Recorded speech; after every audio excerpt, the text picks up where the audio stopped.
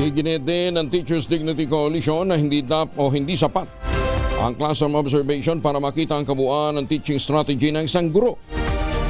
Ayon pa rin kay Basas, bagamat bahagi lamang ito ng performance evaluation, hindi pa rin sapat ang maikling panahon sa isang araw para masukat ang kahusayan sa pagtuturo. Sinabi ni Basas, may ilang guro ang magaling sa demonstration teaching. Ngunit hindi ganoon kahusay sa pang-araw-araw na pagtuturo habang ang iba naman ay kabaliktaran. May mga pagkakataon din na niya na nagiging subjective kasi ang pagsasagawa ng classroom observation, lalo't kadalasan ang evaluators ay kasamahan din sa kaparehong paaralan. That demonstration teaching or that classroom observation in a day for 1 hour would not reflect the teaching strategies and capacity of our teachers.